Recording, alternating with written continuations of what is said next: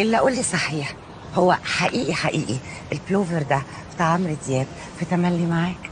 هو يا فندم بلوفر عمرو دياب في اغنيه تملي معاك. بعد الكليب دخل في ضائقه ماديه، رهنهولي ما رجعش الفلوس، خدت انا البلوفر. حتى هتلاقي فيه ريحته لحد دلوقتي. فعلا ريحة عمرو دياب في تملي معاك، هو مظبوط. يا نهاري، طب هتعمل ايه دلوقتي في الكارثة دي؟ ما قداميش حل تاني غير ان انا اروح متحف التسعينات الكبير ارمم بالبلوفر. متحف التسعينات ده اللي هو ايه؟ ده يا فندم متحف كبير جدا فيه كل حاجه عن التسعينات، حاجات روشه طحن، بس هو اسعاره غاليه شويه. انا بالنسبة لي مش مهم الفلوس خالص. الا قول لي يا استاذ، هو ينفع تبقى تاخدني معاك اتفرج جوه متحف التسعينات، ولو عجبتني حاجة اشتريها؟ هو طلب صعب شويه لان هم ما بيرضوش يبيعوا لاي حد، بس عشان الموقف اللي حضرتك عملتيه ده انا هتوسط لك تروح تشتري من عندهم. ميرسي قوي. انا مش عارفة اشكر حضرتك ازاي يا استاذ. حلمي عبد الباقي. اهلا وسهلا، فرصة سعيدة. انا مدلين طبر، واصحابي بيدلعوني بيقولوا لي نرمين الفقيه. نعم. انده لي قول لي يا ميمي. فرصة سعيدة جدا يا أستاذة ميمي. يا ريت يعني لو ما فيهاش إزعاج آخد رقم حضرتك عشان نتواصل. أنا هديك النمبر بتاع البيجر بتاعي، تبقى ترن عليا وأنا أتصل عليك. بيجر؟ الله، أنا بحب الناس اللي عايشة في الجو دي. أنت حضرتك بتروح العجمي؟ مظبوط، عربيتي إبيزا حمراء عليها تويتي كبير من ورا. شكرا جدا يا أستاذة ميمي، اتفضلي. ميرسي.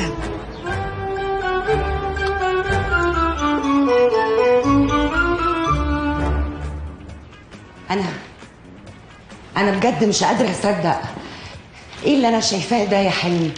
أنا في الجنة يا حلمي. مش قلتلك يا ميمي المكان هنا روش طحن؟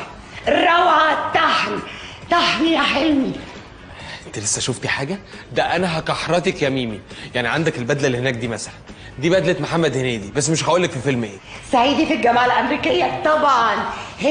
هي البدلة بعينها، هو أنا أتوه عنها؟ أنت أصلك مش فاهم، أنا كان نفسي في حياتي إن أنا أشوفها بحق وحقيقي. لو سمحت يا أستاذ، بعد إذنك يا أستاذ.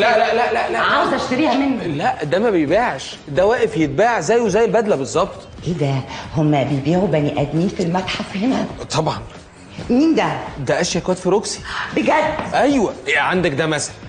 ده المال والبنون. الله. تعالي بقى يا ميمي افرجك على الحاجه اللي انا حاجزها، بس للاسف امكانياتي الماديه دلوقتي لا تسمح ان انا اشتريها. ايه دي يا ستي الدموع اللي كانت في عيون وقحة. معقول؟ يا ماما. يا مساء البونبوني والشوكولاتة والكريم شانتيه. أحب أعرفكم بنفسي، أنا إبراهيم نصر.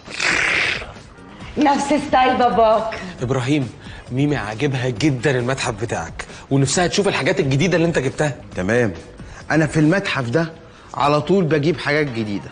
يعني مثلا عندك الأسبوع اللي فات، طب ما تيجي نشوف. اوكي. الفسبة اللي وراكي دي عارفاها؟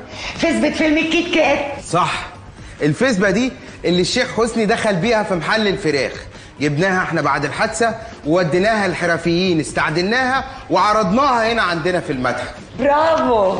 عندك مثلا الجلابية دي. ايه دي جلابية لن أعيش في جلباب أبي، صغرت على محمد رياض فجابها لنا هنا في المتحف نعرضها ورضيناه الحمد لله. بجد؟ دي جلابية مستر حاج عبد الغفور اللي كان ابنه هوبا رافض يعيش في جلابية باباه، صح؟ صح. ده انت متابعه بقى. الا متابعة، دي كانت نقلة في حياتي. مساء الخير. مساء النور. مساء النور. أحب أعرفكم بشريكتي شيرين سيف النصر. ده هي فاطمة بحق وحقيقي. أنا عايزة أقولك أنا بحب مامتك جدا. ميرسي جدا. يا ابراهيم طمني، لسه ما لقيتش مين ما بيحبش فاطمه؟ والله يا شيرين دول ناقصين قوي في السوق اليومين دول، بس انت يعني مزنوقه فيه قوي. لا الفضول هيموتني، انا نفسي اساله سؤال بس، هو ليه ما بيحبش ماما وبعد كده ارجعه لك على طول؟ خلاص انا هقلب لك السوق على حاجه نظيفه واجيبها لك لحد عندك في البيت. طب اقول لك ايه؟ ايه؟ انا جبت لك عقد ماما اللي كانت لابساه في الحلقه السابعه، عايزه ابيعه. أنا أشتريه. في ايه يا ميمي؟ هو كل ما احط عيني على حاجه تبص لي فيها؟ ابدا خالص يا حلمي، انا يا دوبك هشتري شويه حاجات بسيطه. لا والله يا ست هاني، هو الزنجوفي بتاع المتحف بيقول ان لازم العقد يتعرض 10 ايام في المتحف، بعد كده نعمل امبيزون دي مزاد نعرض فيه العقد ده ويتباع باعلى سعر.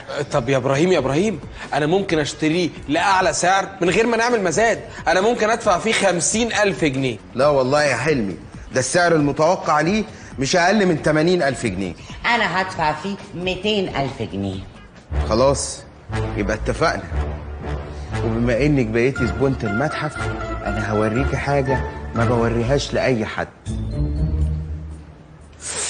واو، جبتها منين يا ابراهيم؟ اللي هي ايه دي؟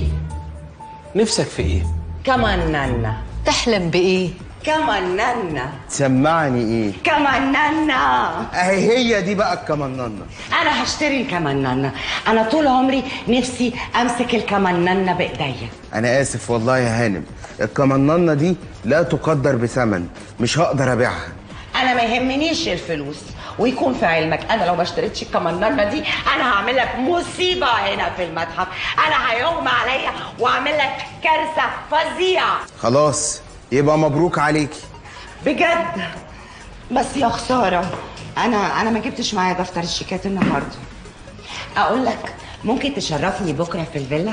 لا الأحسن شرفوني كلكم، نقعد مع بعض أذا الشلة وهاتولي الحاجات اللي أنا نقيتها، نتعشى سوا واكتب لكم شيك بالمبلغ.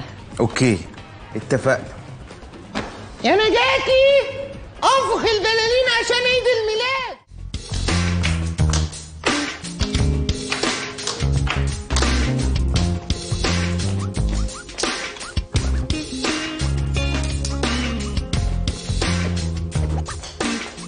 يا اهلا وسهلا، اهلا بيكم، شرفتوني وانستوني. هاي ميمي. هاي. يا مساء البونبوني والشوكولاتة والكريم شانتيه. يا نهاري، نسخة من باباك. اتفضل. شكرا.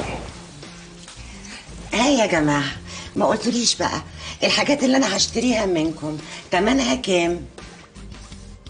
1.5 مليون دولار. لا 1.5 مليون كتير يا ابراهيم. لا شيرين ده يا دوبك يعني تغطي مصاريفها. يا ابراهيم يا شيرين ما تكحرتوهاش. 500,000 دولار كفايه. ميرسي يا حلمي، كده معقول؟ ثواني واكتب لكم الشيك.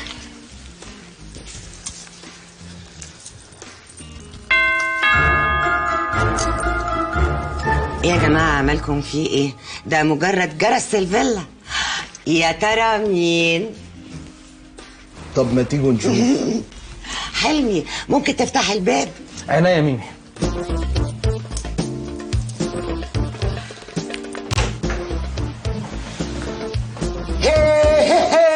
يا لهوي، عبد الحميد الشاعري. عبد الحميد يا بيتك. حبيبتي يا مموت، حبيبتي يا ميمي. وحشاني قد الدنيا. وحشني بيتك. ازيك يا ميمي؟ ابوسك.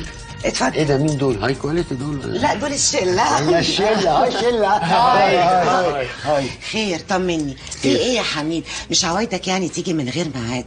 يا نهاري، او هيكون انوشكا جرالها حاجه. انوشكا دي كوكبه في عالم الفن متوهجه.